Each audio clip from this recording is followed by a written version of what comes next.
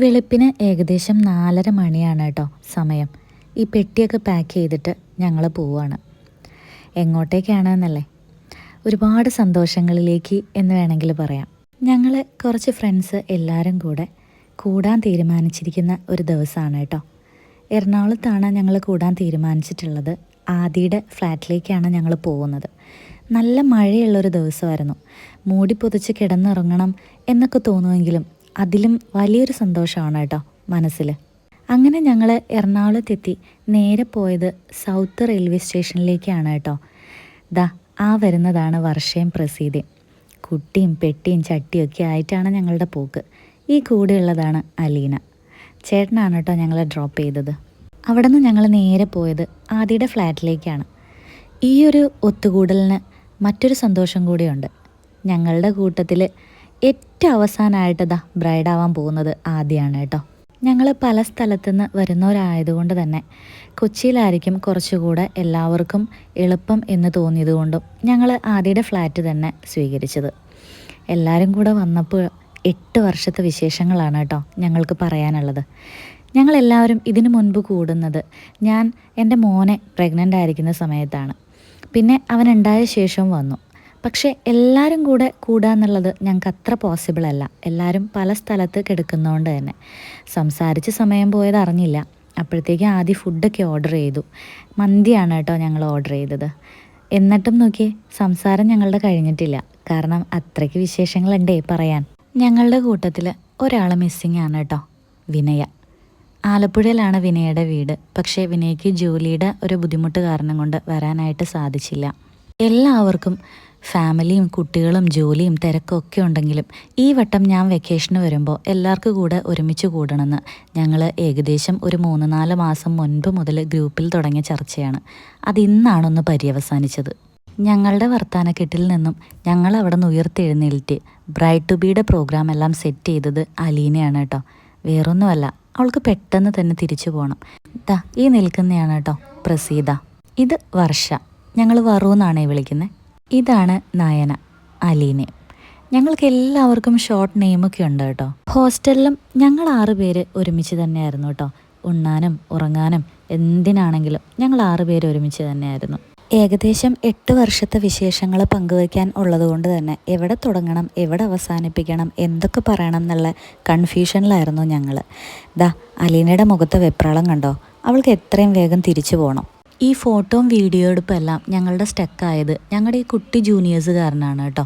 ഒരു കണക്കിന് ഫോട്ടോസും വീഡിയോസും എല്ലാം എടുത്തു കഴിഞ്ഞിട്ട് അലീന ഞങ്ങളുടെ അടുത്തുനിന്ന് യാത്ര പറഞ്ഞു. സത്യം പറഞ്ഞാൽ പോകുമ്പോൾ ഭയങ്കര സങ്കടമായിട്ടാണ് പോയത്. എനിക്കിപ്പോൾ പോകാൻ തോന്നുന്നില്ല എന്നൊക്കെ പറഞ്ഞിട്ട് ഞങ്ങൾ പിന്നെ അടുത്ത സെഗ്മെൻറ്റിലേക്ക് കടന്നു. അടുത്തത് വീഡിയോ കോളാണ് കേട്ടോ. അലീന പറഞ്ഞായിരുന്നു ഇവിടെ നിന്ന് പോകുമ്പോൾ വീഡിയോ കോൾ ചെയ്യണം എന്നുള്ളത്. അങ്ങനെ വീഡിയോ കോളിൽ വിനയം വന്നു. സത്യം പറഞ്ഞാൽ ഗ്രൂപ്പ് കോളൊക്കെ ഇതിനു മുൻപും ചെയ്യുമെങ്കിലും ഒറ്റ ഫ്രെയിമിൽ ഞങ്ങളെല്ലാവരും ഒരുമിച്ച് കണ്ടപ്പോൾ അവൾക്ക് ഒത്തിരി വിഷമായി എന്നാണ് തോന്നുന്നത്. വീഡിയോ കോളിലൂടെ ആണെങ്കിലും ഒരുപാട് സന്തോഷം അവൾ പങ്കുവച്ചു. ആദ്യത്തെ ഫ്ലാറ്റിൽ അവരുടെ ഒത്തിരി ഫോട്ടോസും ഫ്രെയിംസ് എല്ലാം വെച്ചിട്ടുണ്ടായിരുന്നു.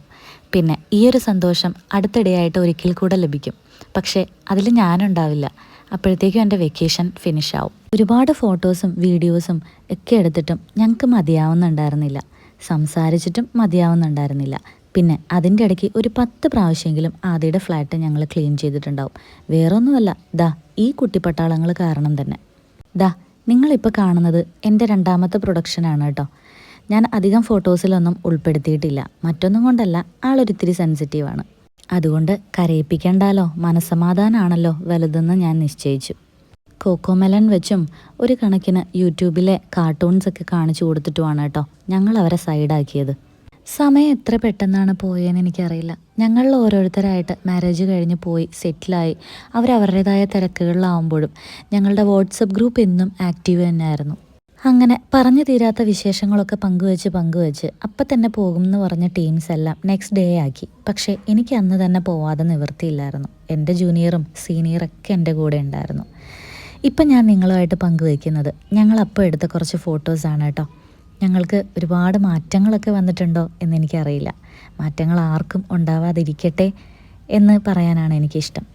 ഞങ്ങൾ എത്രമാത്രം റിലാക്സും എൻജോയ്മെൻറ്റാണ് ഈ ഒരു ദിവസം കിട്ടിയെന്ന് സത്യം പറഞ്ഞറിയിക്കാൻ പറ്റാത്തതാണ്. വിനയനും വിനയയുടെ വിശേഷങ്ങളും വിനയയുടെ മോളെയും മാത്രം ഞങ്ങൾ ഒരുപാട് മിസ് ചെയ്തു. ബാക്കി ഏകദേശം ഒരു 5-6 മണിക്കൂറിനകത്ത് പറഞ്ഞു തീർക്കേണ്ട വിശേഷങ്ങളെല്ലാം ഞങ്ങൾ പങ്കുവച്ചിട്ടാണ് കേട്ടോ ഞാൻ അവിടെ നിന്ന് പോകുന്നത്. ഇടയ്ക്ക് എപ്പോഴെങ്കിലുമൊക്കെ ഇനിയും ഇങ്ങനെ കൂടണം എന്ന് മനസ്സിൽ ഉറപ്പിച്ചിട്ടാണ് കേട്ടോ ഞങ്ങളെല്ലാവരും അന്ന് പിരിഞ്ഞത്. 2015 കേട്ടോ ഞങ്ങൾ പാസ് ഔട്ട് ആകുന്നത്. അന്നത്തെ ദിവസം എനിക്കിപ്പോഴും ഓർമ്മയുണ്ട്. ഞങ്ങളെല്ലാവരും ഒരുപാട് വിഷമത്തോടെയാണ് ഹോസ്റ്റൽ വിട്ടിറങ്ങുന്നത്. ശേഷം ഞങ്ങൾ സ്ഥിരമായിട്ട് ഭക്ഷണം കഴിക്കുന്ന റെസ്റ്റോറൻറ്റിൽ പോയിട്ടാണ് ഞങ്ങൾ ഫുഡൊക്കെ കഴിച്ച്, ഈവൻ പ്ലാറ്റ്ഫോമിൽ നിന്നിട്ട് പോലും ട്രെയിൻ കയറാൻ പോലും എല്ലാവർക്കും മടിയായിരുന്നു. സത്യം പറഞ്ഞാൽ ഇന്ന് ഇത്രയും ഫോട്ടോസൊക്കെ എടുത്ത് ഇത്രയും വിശേഷങ്ങൾ പങ്കുവച്ചിട്ട് ഓരോരുത്തർ തിരിച്ചു പോകുമ്പോഴും അന്നത്തെ ആ ഒരു മാനസികാവസ്ഥയ്ക്ക് ഇതുവരെ ആർക്കും ഒരു മാറ്റം വന്നിട്ടില്ല എന്നാണ് എനിക്ക് മനസ്സിലായത്.